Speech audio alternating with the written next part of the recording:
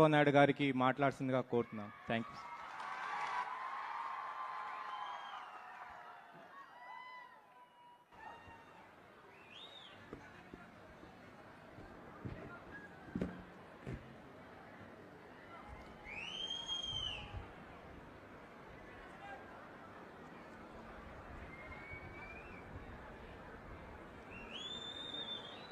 వేదిక పైన పెద్దలు,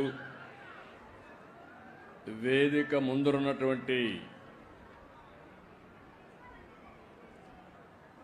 ఈరోజు నేను వచ్చిన గ్రామం ఒకసారి చూస్తే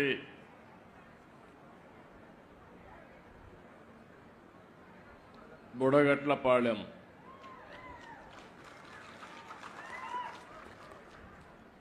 నేను మీ మీటింగ్ పెట్టుకోక మునుపు నేను దగ్గర ఒక గంట చేపలు పట్టే ప్రతి ఒక్కరితో మాట్లాడాను. సముద్రం దగ్గరికి వెళ్ళాను. ఎవరైతే సముద్రంలో అప్పుడే చేపలు తీసుకొచ్చారో ఆ చేపలన్నీ చూశాను. అయితే ఇప్పటికే లేట్ అయింది కాబట్టి చాలా చేపలు చనిపోయే పరిస్థితి. అడిగాను, బ్రతికి తీసుకొస్తారా లేకుంటే కొన్ని చనిపోతాయంటే 2 విధాలుగా ఉంటుందని వాళ్ళు చెప్పారు. నాకు ఎక్కడైతే పోలీస్ అయితే స్వాగతం పలికాడు. మొట్టమొదటిసారిగా నేను వస్తానే మీ ఊర్లో స్వాగతం పలికింది పోలీస్ స్వాగతం పలికాడు. పోలీస్ ఎట్లయితే బందోబస్తుగా వస్తారో దానికంటే సమర్థవంతంగా అన్నీ నాకు ఎక్స్ప్లెయిన్ చేశాడు, మీ సమస్యలన్నీ. అక్కడి నుంచి నేరుగా మీ కష్టాలన్నీ కూడా విన్నాను. ఆ కష్టాలన్నీ విన్న తర్వాత కొంతమంది ఆడబిడ్డలు ఎండు చేపల్ని ఏ విధంగా తయారు చేస్తారో అది కూడా చూశాను. ఎవరైనా చేపలు ఎక్కువగా వచ్చినప్పుడు అవి మిగిలిపోతే ఆ చేపల్ని ఏ విధంగా ఎండబెట్టాలనో ఎండబెట్టి మళ్ళీ ఆ చేపలను నెత్తిన పెట్టుకొని గ్రామం పోయి అమ్ముకొని మళ్ళీ ఇక్కడికి వస్తున్నారు. వాళ్ళ కష్టాలు చూశాను. అక్కడి నుంచి నేరుగా బోట్ ఏ విధంగా రిపేర్ చేస్తారో పడవలు అది కూడా చూశాను. ఈరోజు చిన్న స్పేర్ పార్ట్స్ కూడా లేకుండా ఎక్కడికో పోయి శ్రీకాకుళం విశాఖపట్నం పోయి తెచ్చుకునే పరిస్థితి ఉంది. ఇంకో పక్కనే చేపలన్నీ వచ్చినప్పుడు పట్టుకుని తీసుకుని ఎవరైతే అమ్ముతారో అది కూడా చూశాను. వాళ్ళకు కూడా చాలనటువంటి ఈ యొక్క ఐస్ బాక్సులు ఉండడం, దానివల్ల కూడా ఇబ్బందులు ఇక్కడ చేసిన తర్వాత ఎక్కడ మార్కెట్లో రేటు బాగుంటే అక్కడ అమ్మే పరిస్థితికి వస్తున్నారు. మీరందరూ కూడా పేదవాళ్ళ కష్టాలు చూశాను. మీరు మామూలుగా అయితే బోటు మీరు తీసుకుని ప్రాణానికి కూడా భయపడకుండా రాత్రి 1 గంటకు బయలుదేరి సముద్రంలోకి వెళ్తున్నారు. ఓసారి సముద్రంలో అల్లకల్లోలాలు వచ్చినప్పుడు కానీ, బాగా అలలు పెరిగినప్పుడు కానీ, ఒకప్పుడైతే అలర్ట్ సిస్టమ్ కూడా ఉండేది కాదు. ఇప్పుడు కూడా చాలామంది ప్రాణాలు పోగొట్టుకునే పరిస్థితికి వస్తున్నారు. అయితే ఇక్కడ జరిగేది, కొంతమంది బోట్లన్నీ వాళ్లే కొని, మీ దగ్గర పెట్టుబడి లేదు కాబట్టి మీరు పట్టుకొచ్చిన చేపలు వాళ్లే తీసుకుని ఆ చేపల్లో సగం డబ్బులే మీకు ఇచ్చి వాళ్ళు మాత్రం బలిచిపోతున్నారు కానీ బాగుపడుతున్నారు కానీ మీరు మాత్రం నష్టపోతున్నారు. అది కూడా చూశాను. అక్కడి నుంచి పక్కనే వల రాత్రంతా వెళ్తారు. 1 గంటకో 2 గంటలకో మళ్ళా వస్తారు. అయిన తర్వాత వలంతా కూడా పోతే దాన్నంతా మళ్ళా కట్టుకోవాలి. అది కూడా చూశాను. అంటే ఈరోజు నేను చూసింది, మా ప్రభుత్వ యంత్రాంగం, మా సెక్రటరీ గారు ఉన్నారు, మా మినిస్టర్ గారు ఉన్నారు, అందరూ ఇక్కడ ఉన్నారు, మా కమిషనర్ కూడా ఇక్కడ ఉన్నాడు. కానీ ఏదైతే నేను ఆశించానో దానికి భిన్నంగా సమస్యలున్నాయి ఇక్కడ. మీరందరూ ఒక్కసారి ఆలోచిస్తే, ఏవైతే మత్స్యకారు గ్రామాలు తెలుగుదేశం పార్టీ వచ్చిన తర్వాతనే మీ యొక్క దిశ మారింది. ఇది యథార్థం అనే విషయం మీరు గుర్తుపెట్టుకోవాలి. అదే మరి మీలో కూడా ఒక పట్టుదలతో ఉంటారు. ఎన్నికలప్పుడైతే ఈ మత్స్యకారుల గ్రామాలుగా కట్టడి చేసి ఒకే మాట మీద ఉంటారు. ఆ విధంగా మాట మీదుండి ఎప్పుడు ఓట్లేశారు మీరు. ఎప్పుడు కూడా తెలుగుదేశం పార్టీకి, ప్రస్తుతం ఎన్డీఏ పార్టీకి వెనుకబడిన వర్గాలే వెన్నెముక. మొన్న కూడా అందరూ ఓట్లేశారు, కానీ అందరిలో ఎక్కువ ఓట్లేసింది ఈ వెనుకబడిన వర్గాలు, అందులో మత్స్యకారులు అని చెప్పి కూడా నేను మీకు తెలియజేస్తున్నా. ఇవన్నీ చూసినప్పుడు నాకు కూడా ఒక పట్టుదల.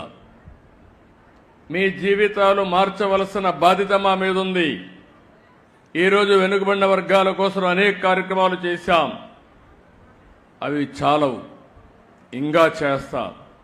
ఎట్టి పరిస్థితిలో మత్స్యకారుల జీవితాల్లో వెలుగు తీసుకొచ్చే వరకు మీ వెంట నేనుంటాను. మా పార్టీ ఉంటుంది, ఎన్డీఏ ఉంటుందని మరొక్కసారి హామీ ఇస్తున్నా. 10 నెలలైంది. అనేక సమస్యలున్నాయి గవర్నమెంట్లో. నేను 4వసారి ముఖ్యమంత్రి. ఎప్పుడూ లేని ఇబ్బందులు చూస్తున్నా. నాకే అర్థం కావడం లేదు. ఎటు చూసినా గందరగోళమే. ఏం చేశారో నాకు అర్థం కాలేదు. దగ్గర 10 లక్షల కోట్ల రూపాయలు అప్పు చేశారు. ఎక్కడ పెట్టారంటే ఎక్కడ పెట్టారో అది కూడా అర్థం కాల. లెక్కలు కూడా లేవు. అవన్నీ చూసిన తర్వాత అయితే నా ఇబ్బందులు మీకు చెప్పి మిమ్మల్ని ఇబ్బంది పెట్టను. ఎన్ని ఇబ్బందులున్నా మీ సమస్యల పరిష్కారం చేస్తామని మరొక్కసారి మీ అందరికీ హామీ ఇస్తున్నాం. 93% గెలిపించారు మా ఈశ్వరరావు గారు, ఎన్డీఏ అభ్యర్థి. మిత్రపక్షంలో ఇవాళ చూస్తే ఆలోచించిన తర్వాత ఈశ్వరరావు గారు రిపోర్ట్ తెప్పిస్తే నేను కూడా తెప్పించుకున్నాను. మళ్ళీ సీటు గెలవాలి కాబట్టి మీలో ఒకటిగా ఉన్నాడు, మంచి పేరుందంటే ఇస్తే 30,000 ఓట్లతో గెలిపించారు మీరందరూ. ఇది ఎప్పటికీ మర్చిపోలేం. పక్కనే అప్పలనాయుడు గారు ఉన్నారు. మొన్నటి ఎవరికో కార్యకర్తగా తిరిగాడు ఇదే నియోజకవర్గంలో. నేను ఆలోచించాను, నమ్మకస్తుడు, మంచి వ్యక్తి, ఎందుకు ఎంపీగా పెట్టకూడదని ఒక కార్యకర్తను ఎంపీ చేసిన పార్టీ ఎన్డీఏ. ఇవన్నీ కూడా సాధ్యమైనప్పుడు మీ జీవితాల్లో మార్పు తేలేమా అని నేను అడుగుతున్నా. ఇప్పుడే ఎమోషనల్గా మా రామ్మోహన్ నాయుడు మాట్లాడాడు. శ్రీకాకుళం నేరుగా మీరు హైదరాబాద్ పోతే కూకట్పల్లిలో శ్రీకాకుళం కాలనీ ఉంటుంది. ఢిల్లీకి పోతే శ్రీకాకుళం కాలనీ ఉంటుంది. ఎక్కడ పోయినా శ్రీకాకుళం కాలనీ ఉంటుంది. ఆర్మీలో ఎక్కువ ఎవరు దేశాన్ని కాపాడడానికి పనిచేస్తారంటే దానికి చిరునామా కూడా మళ్ళీ శ్రీకాకుళమే. అలాంటి త్యాగాలు చేశారు. వేరే రాష్ట్రాలకు పోయి ఆ ప్రాంతాల అభివృద్ధి కోసం మీరు పనిచేస్తున్నారు. అందుకే ఇక్కడ చూశాను, మా నాయకులు కూడా రోషం రావాలని చెప్పాను. 26 జిల్లాలుంటే 26 జిల్లాల్లో తక్కువ తలసరి ఆదాయం, దీన్ని ఇంగ్లీష్లో పర్ క్యాపిటా ఇన్కమ్ అని మాట్లాడతాం. తలసరి ఆదాయం అంటే ఆ ఇంట్లో ఎంతమంది ఉంటే అంతమందికి కలిసి అంతే ఆదాయం వస్తుంది. అంటే అంత తక్కువ ఆదాయం రావడానికి ఇక్కడ ఎలాంటి కొరతలు ఉన్నాయి? తెలివితేటలకు కొరత లేదు. నాయకత్వానికి ఏమాత్రం కూడా తక్కువ కాదు. వనరులైతే వంశధార ఉంది, నాగావళి ఉంది, నిరంతరం నీళ్లు వస్తాయి, సముద్ర తీరం ఉంది. నేషనల్ హైవే ఎక్కువ ఉండే జిల్లా శ్రీకాకుళం జిల్లా. ఇంకో పక్కన గనులున్నాయి, బంగారు బండే భూమి కూడా ఉంది.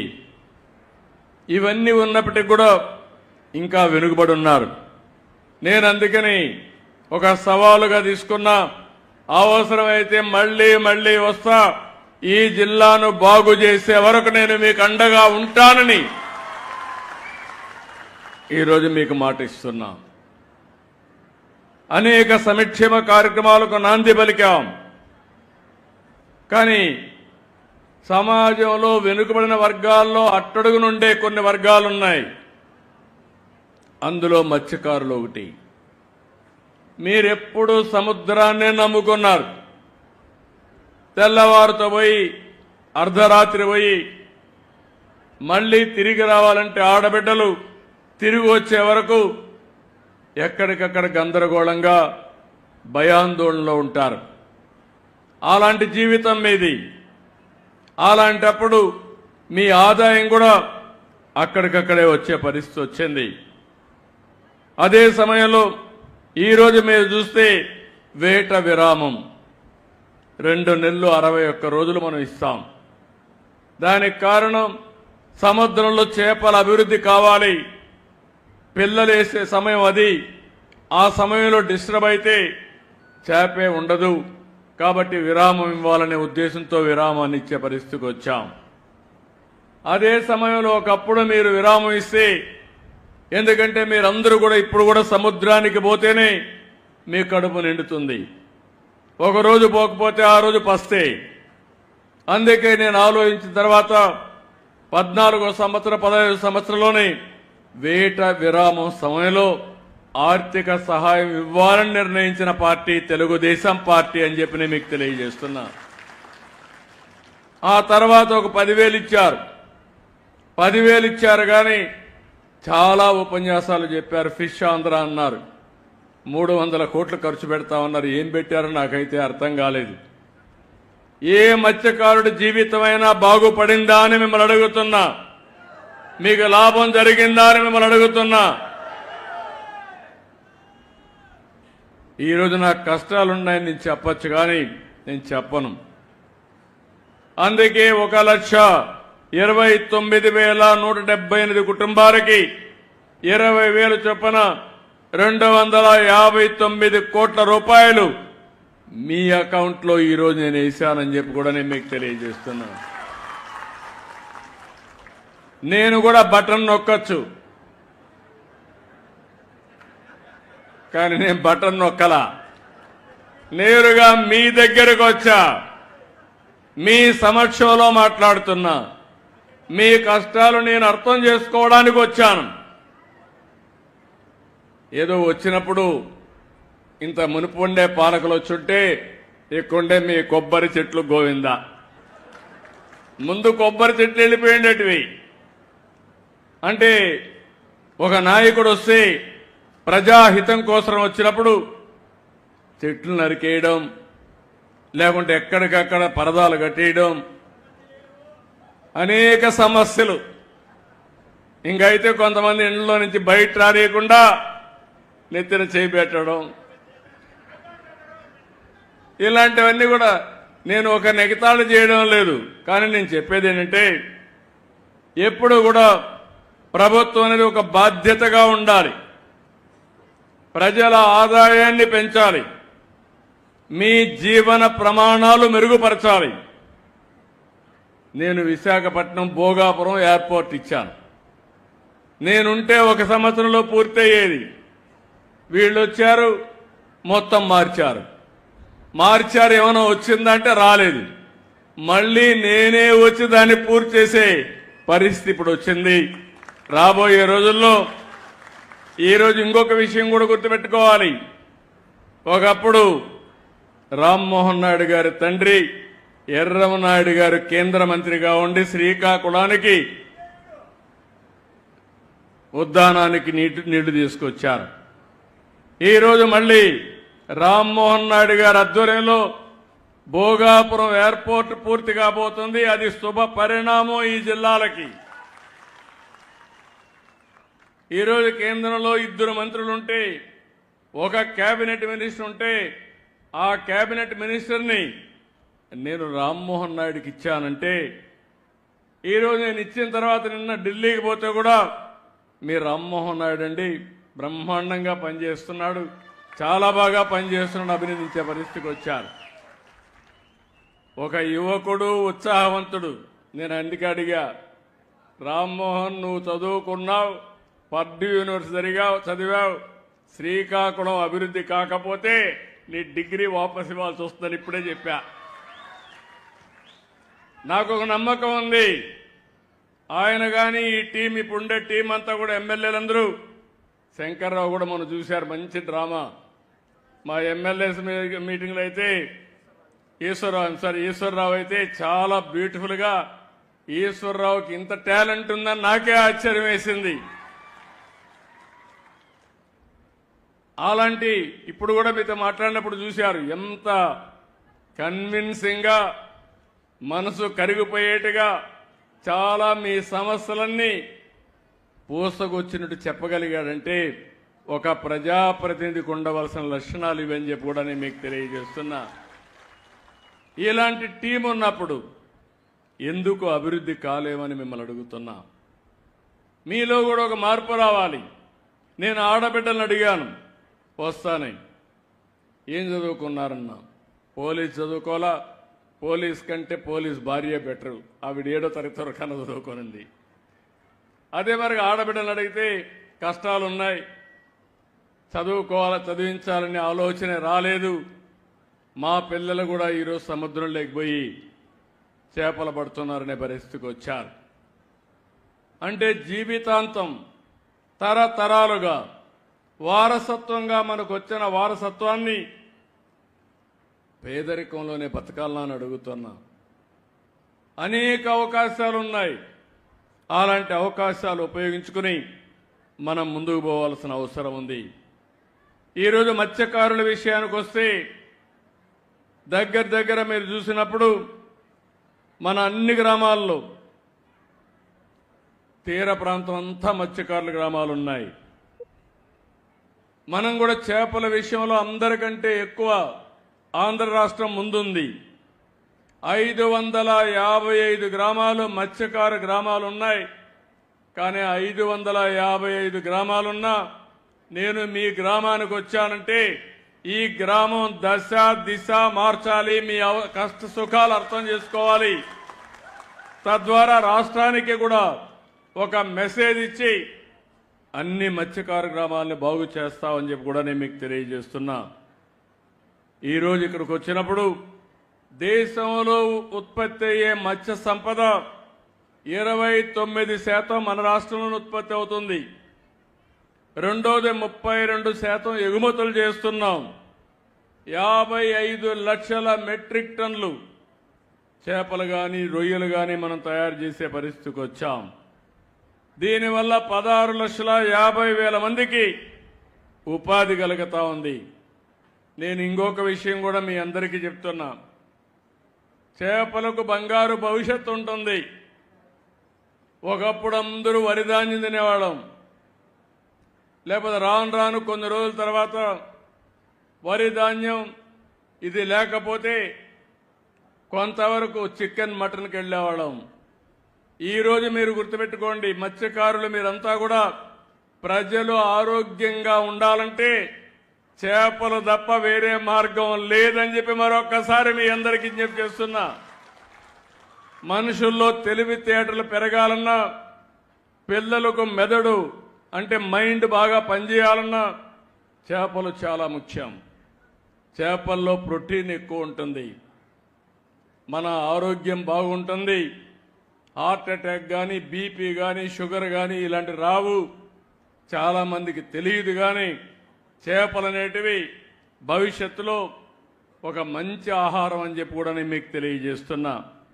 ఇలాంటివి వచ్చినప్పుడు ఇక్కడ నేను మీరుండే మీ అందరికీ ఒకటే చెప్తున్నాను.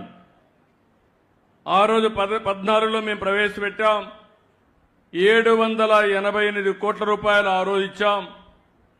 ఈరోజు మళ్ళీ సంవత్సరానికి 259 కోట్ల రూపాయలు మీకు ఇస్తున్నాం.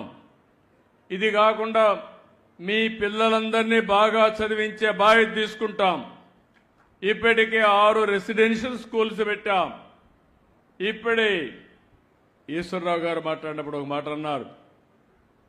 ఇక్కడ హెచ్ఎల్లలో అన్ని యూనివర్సిటీ తీసుకొచ్చాం, కాలేజీలు తీసుకొచ్చాం, స్కిల్ డెవలప్మెంట్ సెంటర్ పెట్టి ఇక్కడ వచ్చే ఉద్యోగాలు ఈ ప్రాంత వాసులకే ఇచ్చేట్టుగా అన్ని చర్యలు నేను తీసుకుంటాను, ఇక్కడ పెడతామని ఇమ్మీడియట్ గా మీకు అందరికీ హామీ ఇస్తున్నా. ఇది కాకుండా ఈరోజు మత్స్యకారుల ఫ్యామిలీలో 69,000 మందికి పింఛన్లు ఇస్తున్నాం. ఈ విషయం కూడా మీరు గుర్తుపెట్టుకోవాల్సిన అవసరం ఉంది.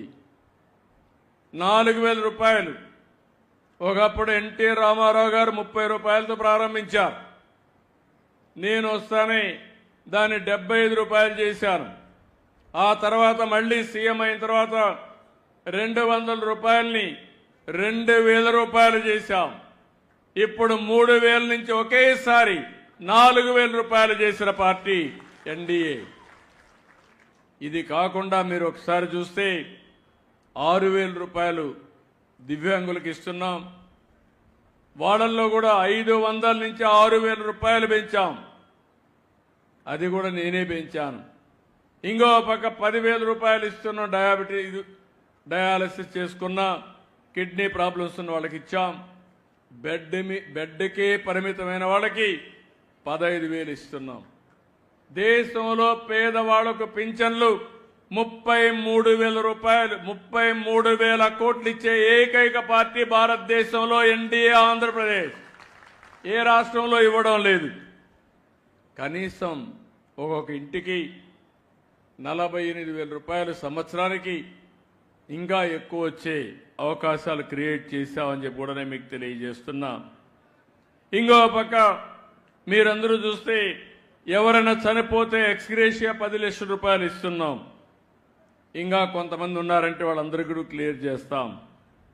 అదే మరి లీటర్ డీజిల్కి 9 రూపాయలు సబ్సిడీ ఇస్తున్నాం. ఇంకో పక్క 23,062 బోట్లకి డీజిల్ కింద సంవత్సరానికి 50 కోట్లు ఇస్తున్నాం. ఇంకా పెంచాలి చూస్తే పెంచుతాం. నేను ఇప్పుడు చూశాను, నన్ను కొన్ని విషయాలు అడిగారు. అవన్నీ మీరు చూస్తే ఇవన్నీ కూడా ఆర్గనైజ్డ్గా చేస్తే మీ ఖర్చు తగ్గుతుంది. నేను మా డిపార్ట్మెంట్కి ఆదేశాలు ఇస్తున్నా. మత్స్యకారుల జీవితాల్లో వెలుగు రావాలంటే, అందరితో సమానంగా మీరు బాగుపడాలంటే ప్రత్యేకంగా మీకేం చేయాలో ఒక ప్రణాళిక తయారు చేసి ఆ ప్రణాళిక అమలు చేసే బాధ్యత మేము తీసుకుంటామని చెప్పి మీ అందరికీ హామీ ఇస్తున్నా. దీనికోసం 9 షిప్పింగ్ హార్బర్లు నిర్మాణం చేస్తున్నాం. 1,991 కోట్ల రూపాయలు ఖర్చు పెడుతున్నాం. ఇక్కడుండి బుడగట్లపాలెం మీ అందరికీ హామీ ఇస్తున్నా. 1 సంవత్సరం లోపల పూర్తి చేసి మళ్ళీ మీకు అందరికీ అందజేస్తాను. ఒక బాధ్యతగా తీసుకుంటాం. దీన్ని ఒక సవాలుగా తీసుకుంటాం. ఆ తర్వాత ఇక్కడ ఇంకొక విషయం కూడా చెప్తున్నా. ఇక్కడ మీకే బోట్లు కొనిచ్చి అవసరమైతే మీ గ్రామాన్ని ఒక సెంటర్గా తీసుకుని ఒక ఎకనామిక్ యాక్టివిటీకి ఆర్థికంగా ఎట్లా ముందుకు పోవాలో అన్ని కూడా ఇక్కడ ఏర్పాట్లు చేస్తాం. ఇప్పుడే నేను ఒకటే మీ అందరికీ హామీ ఇస్తున్నాను. ఇక్కడ చూస్తే ఎంత సుందరంగా ఉందో మీరు ఒకసారి చూడండి. మంచి కొబ్బరి చెట్లు, ఒక పక్క సముద్రం, ఈ రెండు ఉపయోగించుకొని పక్కనే విమానాశ్రయం 40 కిలోమీటర్లు, గంట కూడా అవసరంలా 35 నిమిషాలు వెళ్ళిపోతారు విమానాశ్రయానికి. ఎవరైనా రావాలంటే టూరిస్టులందరూ దీనికంటే మంచి ప్రదేశాలు ప్రపంచంలో ఎక్కడా ఉండవు. అలాంటి ప్రదేశాలు ఉన్నప్పుడు దీన్ని ఏ విధంగా మనం అభివృద్ధి చేయాలనో మనం కానీ చేయగలిగితే శ్రీకాకుళం నుంచి ఇచ్చాపురం నుంచి మన విశాఖపట్నం వరకు బ్రహ్మాండంగా అభివృద్ధి అవుతుందని చెప్పి కూడా నేను మీకు తెలియజేస్తున్నా. ఇప్పుడే నేను మీ అందరికీ చెప్పాను, మనకు ఆదాయం రాకపోయినా ఏం చేయాలని అన్నీ చేస్తున్నాం. ఇవి చేస్తూనే పెద్ద ఎత్తున పెట్టుబడులకు కూడా సంక్షేమ అభివృద్ధి నుంచి చాలాసార్లు మీకు చెప్పాను. ఈరోజు మీరు సముద్రంలోకి వెళ్తారు. వెళితే చేపలు పడితే ఆ చేపలు అమ్మితే మీకు ఆదాయం వస్తుంది. మీరు ఈ విషయం గుర్తుపెట్టుకోవాలి. చేపలు పట్టుకోకపోతే అప్పు తీసుకోవాలి. 2 రోజులు 3 రోజులు 1 నెల 2 నెలలు అయిన తర్వాత అప్పిచ్చేవాడు ముఖం చాటేస్తాడు. లేకపోతే మీరు ఇచ్చిన అప్పు కట్టకపోతే మీ ఆస్తులు జప్తు చేస్తారు. నేను అందుకనే ఆలోచిస్తున్నాను. అభివృద్ధి చేయాలి, సంపద సృష్టించాలి, ఆదాయాన్ని పెంచాలి, మీకు సంక్షేమం ఇవ్వాలి, మళ్ళీ అభివృద్ధి చేయాలి, మిమ్మల్ని అందరినీ బాగు చేయాలి, మీ జీవన ప్రమాణాలు పెంచాలనే ఉద్దేశంతోనే నేను ముందుకు పోతున్నాను. 5 సంవత్సరాలు అభివృద్ధి ఆగిపోయింది. అభివృద్ధి ఆగిపోయి అప్పులు పెరిగిపోయినాయి. ఏది కూడా పెట్టుబడులు పెట్టలేదు. పరిశ్రమలు పారిపోయినాయి. అన్నీ కూడా పనులన్నీ ఆగిపోయినాయి. దీనివల్ల చాలా నష్టం వచ్చింది. అదే గాని తెలుగుదేశం ప్రభుత్వం అధికారంలో ఉంటే ఇప్పుడు 16 లక్షలు లేదంటే 17 లక్షల కోట్ల రూపాయలు సంపద ఉంది. అదే తెలుగుదేశం ఉంటే అదనంగా 7 లక్షల కోట్ల రూపాయలు సంపద పెరిగేది. దీనివల్ల మీ తలసరి ఆదాయం ప్రతి ఒక్క ఇంటికి ఇంకొక 50,000 70,000 రూపాయలు అదనంగా పెరిగేది. అంటే ఈరోజు 5,000 10,000 ఇవ్వడం కంటే నేను ఎప్పుడూ ఒక మాట చెప్తాను. ప్రతిరోజు చేప ఇవ్వాల్సింది. మీ జీవితాలు బాగుపడే వరకు మీకు ఆర్థికంగా సహాయం చేయాలి. సంక్షేమ కార్యక్రమాలు ఇవ్వాలి. అదే సమయంలో చేపలు పట్టే మార్గం కూడా మీకు చూపిస్తే తద్వారా మీ ఆదాయం పెరుగుతుంది, మీ జీవితాలు పెరుగుతాయి. లేకపోతే మేమేదో ఒక చేప ఇస్తున్నాం, ఇదే తిని పడుకోమంటే నేను ఇవ్వని రోజున మీ కడుపంతా పస్తుండే పరిస్థితి వస్తుంది. ఇలాంటి విధానాలతో ముందుకు పోతూ నేను ఒకటే హామీ ఇస్తున్నా. రేపు రాబోయే రోజుల్లో ఇప్పుడే మీ సెక్రటరీని చూశారు. ఆ అమ్మాయి అయితే సచివాలయం సెక్రటరీ,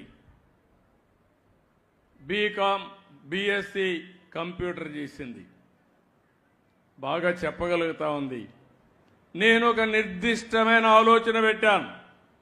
ప్రతి ఒక్క కుటుంబాన్ని బాగు చేసే బాధ్యత ఈ ప్రభుత్వం తీసుకుంటున్నామని చెప్పి కూడా నేను మీకు తెలియజేస్తున్నా.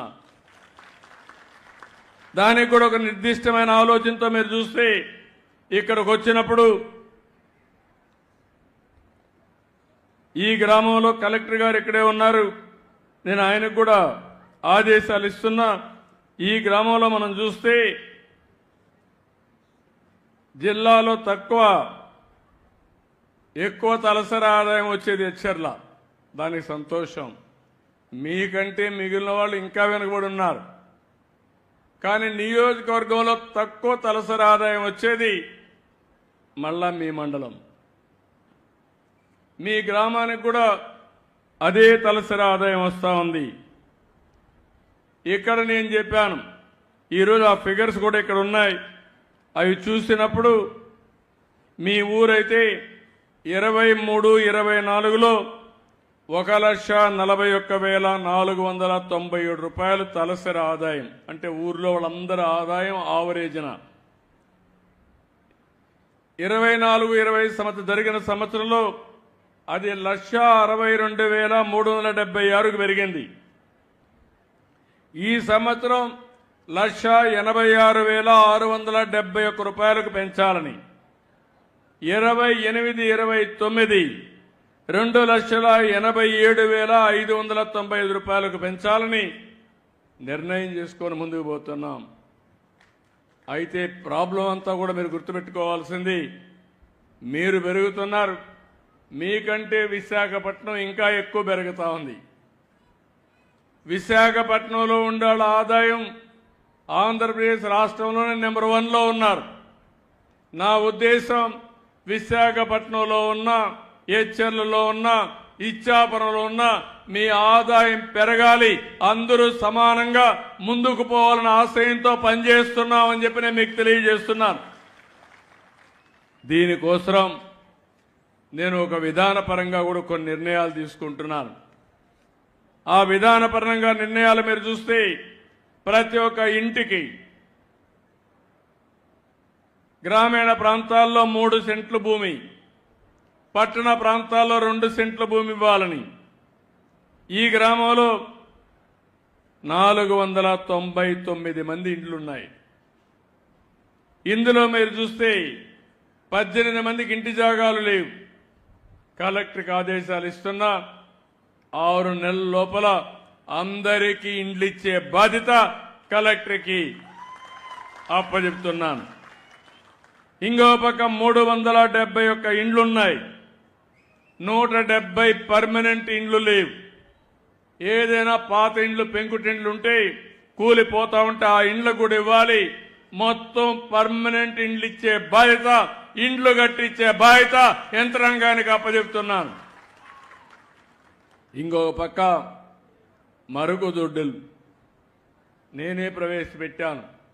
ఒకప్పుడు ఊరికి వస్తే స్వాగతం పలికేది రోడ్డంతా మరుగుదొడ్డే. అక్కడి నుంచి మార్పులు తీసుకొచ్చాను. మా ఆడబిడ్డలైతే తెల్లవారితో మరుగుదొడ్డుకు పోతే మళ్ళా సాయంత్రం పోయే పరిస్థితి. అక్కడైతే కట్టాం. ఇప్పుడు కూడా ఈ గ్రామంలో 91 లేవు. నేను ఒకటే మీ అందరికీ విజ్ఞప్తి చేస్తున్నా, రాష్ట్రమంతా చేస్తున్నాను, ఇక్కడ చేయాలి. 91 మరుగుదొడ్లు కట్టుకోవాలి. దాన్ని ఉపయోగించుకునే బాధ్యత మీది. శాంక్షన్ చేయమంటున్నానని చెప్పి కూడా నేను మీకు తెలియజేస్తున్నా. పవర్ కనెక్షన్లు అయితే 604 ఉన్నాయి. మీ ఇంటి మీదనే మీరు కరెంటు తయారు చేసుకునే అవకాశం ఉంది. Roof top solar. వెనుకబడిన వర్గాలు ఉన్నారు. మామూలుగా 2 కిలోవాట్లు 240 యూనిట్లు కానీ మీరు ఉత్పత్తి చేసుకోవాలంటే దగ్గర 60,000 రూపాయలు కేంద్రం రాయితీ ఇస్తారు. నేను ఒక 20,000 ఇస్తున్నాం, 80,000 ఇస్తాం. ఒకసారి మీరు పెట్టుకుంటే మళ్ళీ తిరిగి కరెంటు ఛార్జీలు కట్టే పరిస్థితి ఉండదు. దీనికి కూడా మీరు ముందుకు రావాల్సిందిగానే మిమ్మల్ని అందరినీ కోరుకుంటున్నా. ఇంకో పక్క ఇంటింటికి గ్యాస్ 572 ఉన్నాయి, 32 లేవు. ఆ 32 కూడా శాంక్షన్ చేయమంటున్నా. ఇప్పుడు ఇంటర్నెట్లు కూడా వచ్చాయి. 321 మందికి ఉన్నాయి, 283కు లేవు. వాళ్ళకు కూడా ఇమ్మని కోరుతున్నా. ఇంకో పక్క ఇంటింటికి నీళ్లు ఇవ్వాలి. ఇక్కడ ఇబ్బంది ఉంది, ఈ ఇబ్బందిని అధిగమించాలి. మనకు జేజేఎం కూడా పోయిన గవర్నమెంట్ యొక్క నిర్లక్ష్యంతో అది కూడా పూర్తి కాలేదు. అందుకని దీన్ని ప్రత్యేకంగా వర్కౌట్ చేస్తున్నాం.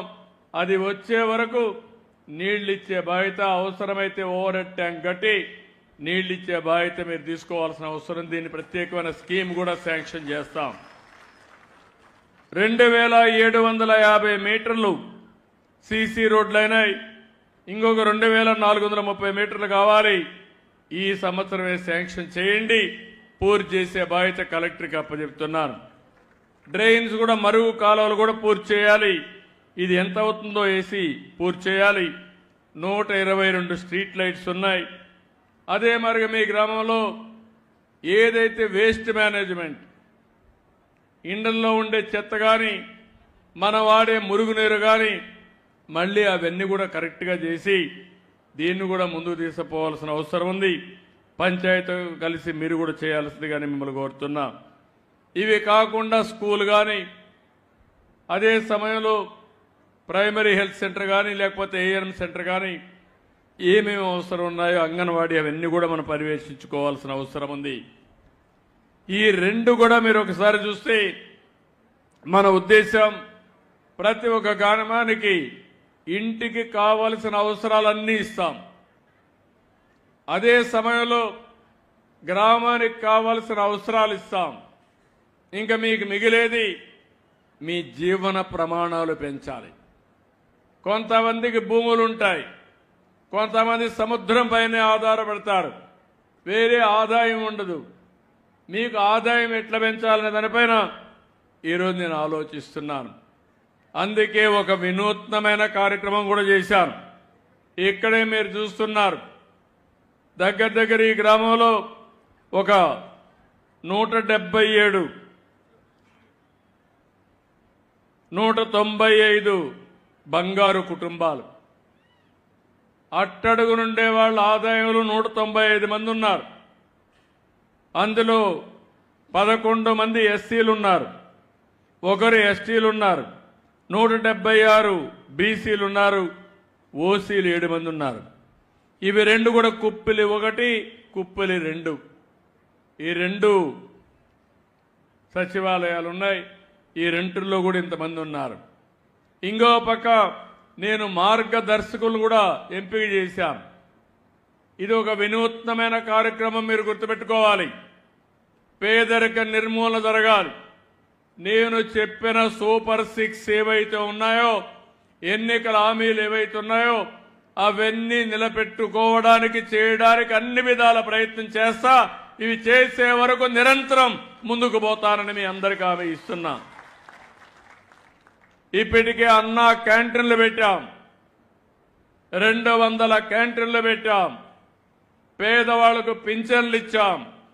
మా ఆడబిడ్డలకు ఒకప్పుడు నేనే వంట గ్యాసు దీపం కింద ఇచ్చాం. ఇప్పుడు దీపం 2 కింద మళ్ళీ మా ఆడబిడ్డలందరికీ 3 సిలిండర్లు ఉచితంగా ఇచ్చే బాధ్యత నేను తీసుకున్న 1 కోటి మందికి. ఇది అయిన తర్వాత ఈరోజు మత్స్యకారులకి 20,000 రూపాయలు మీ అకౌంట్లో వేశాను. రాబోయే నెలలో కేంద్ర ప్రభుత్వంతో సమానంగా అన్నదాత కింద రైతులకి 20,000 రూపాయలు ఇచ్చే బాధ్యత. వాళ్ళు 6,000 ఇస్తే మన 14,000 రూపాయలు 3 ఇన్స్టాల్మెంట్స్లో మీ అకౌంట్లో వేసే బాధ్యత నేను తీసుకుంటానని మీ అందరికీ హామీ ఇస్తున్నా. ఇదవుతానే తల్లికి వందనం. జూన్లో మనకు పరీక్షల వల్ల కాలేజీలు పెడతారు, అన్ని స్కూల్స్ అన్ని ఓపెన్ అవుతాయి. నిన్నే మీరు చూశారు, ఏదైతే డిఎస్సి మెగా డిఎస్సి 5 సంవత్సరాలు ఉద్యోగాలు ఇవ్వలేదు, ఒక టీచర్ని నియమించలేదు. ఇప్పుడుండే టీచర్లందరినీ కూడా నేనే నియమించాను అనేక సమయాల్లో. మళ్ళీ 17,000 మందికి డిఎస్సి పెట్టి స్కూళ్లు ఓపెన్ చేసే లోపల వాళ్ళని అపాయింట్ చేసే బాధ్యత తీసుకుంటామని చెప్పి మీ అందరికీ హామీ ఇస్తున్నా. అదే సమయంలో మీ పిల్లలు స్కూలుకు పోయే లోపల ఆ పిల్లలందరికీ తల్లికి వందనం కింద 15,000 రూపాయలు ఇవ్వడానికి ఒక ఇన్స్టాల్మెంటా ఎట్లా చేయాలి అన్ని ఆలోచిస్తున్నా. అది కూడా ఇస్తా. నేను చూశాను, పోలీస్ అయితే 3 పిల్లలు, ముగ్గురికి 15,000 ఇచ్చే బాధ్యత నాదని మరొక్కసారి హామీ ఇస్తున్నా. ఈరోజు ఇంకొక సమస్య కూడా ఉంది. జనాభా తగ్గిపోతా ఉంది. జనాభా తగ్గిపోవాలంటే జనాభాని పెంచడానికి కూడా మనం కొన్ని ప్రోత్సాహాలు ఇవ్వాలి. ఒకప్పుడు నేను ఆలోచించి జనాభా పెరిగిపోతుందని ఫ్యామిలీ ప్లానింగ్ పెట్టాను. అప్పుడు 2 పిల్లల కంటే ఎక్కువ ఉంటే ఆ రోజు వాళ్ళు పంచాయతీల్లో పోటీ చేయడానికి అర్హత లేదని పెట్టాను. ఇప్పుడు ఇంకొక చట్టం తేవాలనుకుంటున్నా, తీసేశాను. కానీ 2 పిల్లల కంటే తక్కువ ఉంటే వాళ్ళు పోటీకి అర్హత లేదని కొత్త చట్టం తేవాలని ఆలోచిస్తున్నా. అంటే మార్పులు చూడండి. ఎందుకంటే జనాభా రోజు రోజుకు తగ్గిపోయే పరిస్థితి వస్తూ ఉంది. ఇదే జరిగితే కడాన మనకు మనుషులు కూడా కనపడరు, గ్రామాలు కూడా ఉండవు. అందుకని ఇది కూడా చేస్తున్నాం. అందుకే నేను పోలీసులు చూసి కూడా ఆనందపడ్డాను. 3 పిల్లలున్నారు, 10, 9, 8 తరగతి చదువుతున్నారు. అందరూ కూడా తన ఆదర్శంగా తీసుకుని కనీసం 2 తక్కువ కాకుండా ప్రతి ఒక్క భార్య భర్త పిల్లల్ని కనే బాధ్యత మీరు తీసుకోవాల్సిందిగా మిమ్మల్ని అందరినీ కోరుతున్నా. వాళ్ళని చదివించే బాధ్యత, భవిష్యత్తులో పైకి తీసుకొచ్చే బాధ్యత ప్రభుత్వం తీసుకుంటాం. ఎందుకంటే జనాభా అనేది చాలా ముఖ్యం. కొన్ని దేశాలు జనాభా లేకుండా చాలా ఇబ్బంది పడుతున్నారు. ఇంకొక విషయం కూడా మీరు గుర్తుపెట్టుకోవాలి. ఈరోజు టెక్నాలజీ వచ్చింది, అనేక మార్పులు వస్తున్నాయి. ఇక్కడుండే నేను మిమ్మల్ని అందరినీ ఒకటే కోరుతున్నాను. సముద్రం ఎక్కడైతే ఉంటుందో ఆ ప్రాంతం పేదరికంలో ఉండడానికి వీలు లేదు. సముద్రాన్ని ఉపయోగించుకోగలిగితే ఆ సముద్రం ద్వారా సంపద సృష్టించడం పెద్ద కష్టం కాదు. ఈ విషయం మేము అందరికీ విజ్ఞప్తి చేస్తున్నాం. ఈరోజు బావనిపాడు ఒకప్పుడు నేను అక్కడ పోర్టు కట్టాలనుకున్నాం. అది కట్టుంటే ఇప్పటికే ఆ ప్రాంతం అంతా అభివృద్ధి అయ్యేది. దాన్ని మార్చారు, మూలపేటకు తీసుకొచ్చారు. 5 సంవత్సరాలు లేట్ అయిపోయింది. నేను మళ్ళీ దీన్ని భావనపాడుకు తీసుకుపోతే సబబుగా ఉండదు, ముందు ఇది పూర్తి చేయాలి, ఈ ప్రాంతం అభివృద్ధి కావాలని రాబోయే 1 సంవత్సరం లోపల ఈ మూలపేట పోర్టు కూడా పూర్తి చేసే బాధ్యత ప్రభుత్వం తీసుకుంటామని మీ అందరికీ హామీ ఇస్తున్నా. ఈరోజు మీరు చూస్తే అనకాపల్లిలో 1,00,000 కోట్ల రూపాయల పెట్టుబడితో ఒక స్టీల్ ప్లాంట్ వస్తూ ఉంది. దగ్గర 40,000 30,000 మందికి ఉద్యోగాలు వస్తాయి. ఒక టౌన్షిప్ డెవలప్ అవుతుంది. ఒక పోర్ట్ కూడా రాబోతుంది. దానికి కారణం మనకు సముద్ర తీరం ఉండడమే అని చెప్పి కూడా నేను మీకు తెలియజేస్తున్నా. ఇప్పుడే రామాయంపట్నం నేను ఆ రోజు ఫౌండేషన్ వేసి ప్రారంభిస్తే దాన్ని కూడా పూర్తి చేయలేదు. దాన్ని పూర్తి చేస్తాం. అక్కడ బీపీసీఎల్ అయితే 1,00,000 కోట్ల రూపాయలు పెట్టుబడి పెడుతున్నారు. అదే మరిగా అరామ్కో అని సౌత్ అరేబియా కంపెనీ జాయిన్ అయ్యారు. అంటే అక్కడ రాబోయే రోజుల్లో కొన్ని వేల మందికి ఉద్యోగాలు వస్తాయి. ఆ ప్రాంతం అభివృద్ధి అవుతుంది. ఇది మనకుండే అడ్వాంటేజ్ అని చెప్పి కూడా నేను మీకు తెలియజేస్తున్నా. అదే సమయంలో పోర్ట్లు ఉపయోగించుకుని మన ప్రాంతాలను అభివృద్ధి చేస్తున్నాయి. ఇంకొక పక్కన సీవీడ్ అని సముద్రంలో కొంత సంపద కూడా సృష్టించవచ్చు. మీరు చేపలు పట్టుకొస్తున్నారు. ఆ చేపలే కాకుండా మనం కానీ ఇక్కడ సీవీడ్ తయారు చేసుకుంటే అక్కడే ఇలాంటి నాచురు కానీ పెంచుకుంటే ఎక్కువ ఆదాయం వస్తుంది. మా వాళ్ళు చెప్పిన లెక్క అయితే చాలా ఉంది. కనీసం 1 హెక్టార్కి 10 లక్షలు 20 లక్షల ఆదాయం వస్తుందంటున్నారు. కానీ కనీసం ఒక 10 లక్షలు కానీ రాగలిగితే దీనికంటే మించిన లాభం ఇంకోటి ఉండదు. పైలట్గా ప్రారంభిస్తున్నాం. వీలైతే ఈ ఊర్లోనే సీవీడ్ కూడా ప్రోత్సాహానికి పైలట్ ప్రాజెక్ట్ ఇక్కడి నుంచే ప్రారంభించమని నేను ఆదేశాలు ఇస్తున్నా. ఇక్కడే సొసైటీ పెట్టండి, ఇక్కడే స్టార్ట్ చేయండి. స్టార్ట్ చేస్తే దాని యొక్క ఫలితాలు చూద్దాం. ఈ ఊరు బాగుపడితే రాష్ట్రం అంతా కూడా అన్ని మత్స్యకారు గ్రామాలకు దాన్ని తీసుకుపోయి ఎంత డబ్బులైనా ఖర్చు పెట్టి తద్వారా మీ ఆదాయం పెంచుతామని చెప్పి కూడా నేను మీకు తెలియజేస్తున్నా. ఈ ప్రాజెక్టులో కూడా మీరు చూస్తే కొంత పెట్టుబడి పెట్టాలి, స్మాల్ స్కేల్ ఇండస్ట్రీ కూడా రావాలి. అవన్నీ నేను వర్కౌట్ చేస్తాను. మీరు ముందుకు రండి.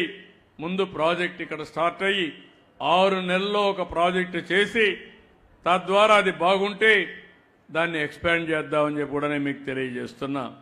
ఇంకో పక్కన కొంతమంది ఇప్పుడే మన సిఎంఎఫ్ఆర్ఐ ఐసిఏఆర్ వచ్చారు. వాళ్ళు ఇంకొక ప్రపోజల్ కూడా ఇచ్చారు.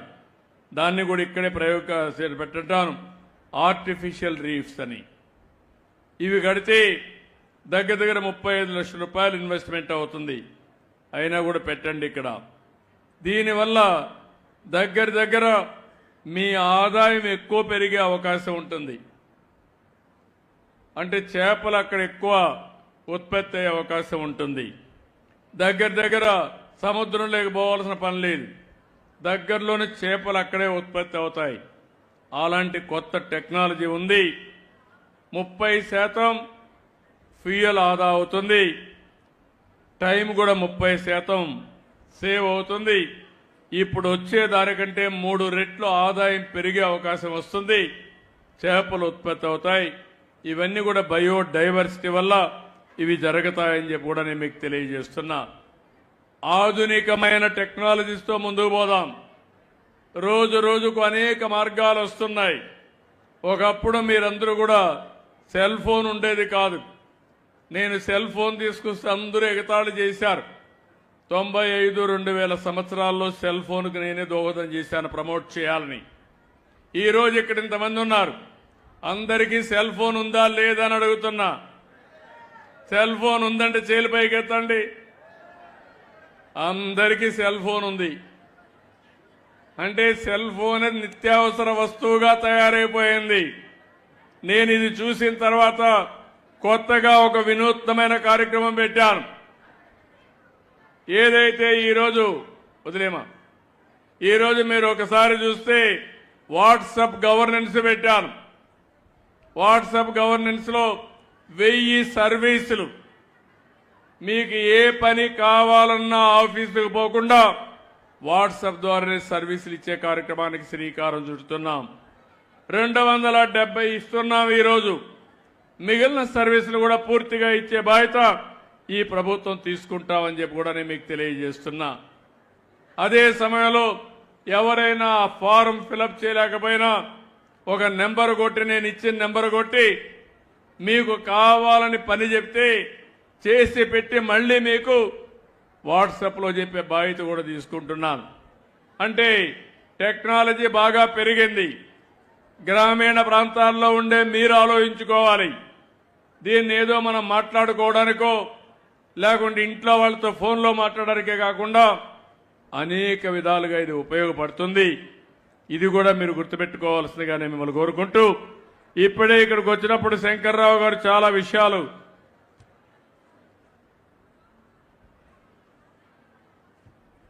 శంకర్రావు గారు కొన్ని విషయాలు చెప్పారు. ఈశ్వరరావు గారు కొన్ని విషయాలు చెప్పారు. ఈశ్వరరావు గారు చెప్పిన దానిపైన నేను ఒకటే ఆయనకు హామీ ఇస్తున్నా. ఈరోజు నందుకొదటి మన ఈశ్వరరావు చాలా బాగా పనిచేస్తున్నాడు, ఆయన అభినందిస్తూ ఇక్కడ మిత్రపక్షాలను కూడా బ్రహ్మాండంగా కలుపుకొని వెళ్తున్నాడు. ఎమ్మెల్యేగా అందరినీ కలుపుకొని మళ్ళీ 2029లో ఎమ్మెల్యే కావడానికి అందరినీ ఒక తాటిపైన తీసుకొచ్చి ముందుకు పోతున్నారు. వారు అభినందిస్తూ ఇక్కడ ప్రధానంగా నారాయణ, రెండోది మద్దు వలస రిజర్వాయర్ ప్రాజెక్టు, ఏవైతే కెనాల్స్ రావాలనో అవన్నీ పూర్తి చేయడం, ఈ 3 చెప్పాడు. ఈ 3 పూర్తి చేసి తప్పకుండా ఈ చెర్లని సస్యశ్యామలం చేసే బాధ్యత ఈ ప్రభుత్వం తీసుకుంటాం. రెండోది కూడా మీరు ఒకసారి చూస్తే ఇక్కడ ముఖ్యమైన సమస్య అణు కేంద్రం. NPCIL అథారిటీస్ దీన్ని ఎప్పుడో ప్రారంభించారు, కొంత డబ్బులు కూడా ఇచ్చారు. R&R పూర్తిగా చేయలేదు. ధర్మవరం గ్రామానికి పూర్తిగా R&R ఇవ్వాల్సిన అవసరం ఉంది. రిమైనింగ్ PDFలు కూడా ఇవ్వాల్సిన అవసరం ఉంది.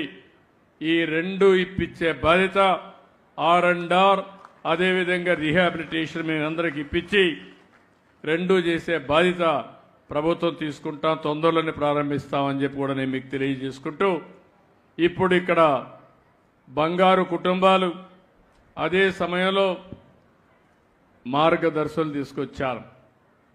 నేను ఒకటే మీ అందరికీ విజ్ఞప్తి చేస్తున్నా, పేదవాళ్ళు శాశ్వతంగా పేదవాళ్ళుగా ఉండడానికి వీలు లేదు. అందరం మనుషులమే. మొన్నటి వరకు మన ఈశ్వరరావు గారిని చూశారు మీరు. ఈరోజు ఆయన మీతో మొన్నటి వరకు తిరుగుతూ ఉంటే ఎమ్మెల్యే అయ్యాడు. అవకాశం వచ్చింది, అందిపుచ్చుకున్నాడు. అప్పలనాయుడు చూశారు, ఓ కార్యకర్తగా MP అయ్యాడు. రామ్మోహన్ రెడ్డి గారు చూశారు, ఒక కేంద్ర మంత్రి అయ్యాడు. అంటే అవకాశాలు వచ్చినప్పుడు అందిపుచ్చుకుంటున్నారు. మేము కూడా మీ మారిగా మనుషులమే. మేమేదో ఆకాశం నుంచి ఊడిపడలా. మేము కూడా సాధారణ కుటుంబాల్లోనే పుట్టాం, కష్టపడ్డాం, ఆలోచించాం, అంచెలంచెలుగా ఎదిగాం. ఈరోజు దేశంలో విమానాలు నడిపే పరిస్థితి రామ్మోహన్ రెడ్డికి ఉంటే మీ జీవితాలు బాగు చేసుకునే పరిస్థితి మీకు లేదా అని మిమ్మల్ని అడుగుతున్నా. తండ్రి చనిపోయినప్పుడు నేను ఒకటే చెప్పాను, మీ తండ్రి చనిపోయాడు, చాలా నాకు ప్రాణమిత్రుడు, రైట్ హ్యాండ్గా ఉన్నాడు, రామ్మోహన్ నిలదొక్కోవాలి, కష్టపడాలి, యంగ్స్టర్ అంటే 3 నెలలు సైకిల్ యాత్ర చేసి ప్రజల ఆదరణ పొంది 3వసారి ముచ్చటగా ఎంపీ అయి కేంద్ర మంత్రి అయ్యాడు. నేను అందుకే ఇలాంటి దారులు మీకు చూపించడానికి మార్గదర్శనం కూడా తీసుకొస్తున్నా. ఎవరైతే జీవితంలో సక్సెస్ అయిన కొంతమంది వ్యక్తులు ఇప్పటికి కూడా చారిటీ ద్వారా, ఎన్జిఓ ద్వారా ఖర్చు పెడుతున్నారు. విద్య కోసం, ఆరోగ్యం కోసం, గ్రామాల రోడ్ల కోసం ఈ ఖర్చు పెడుతున్నారు.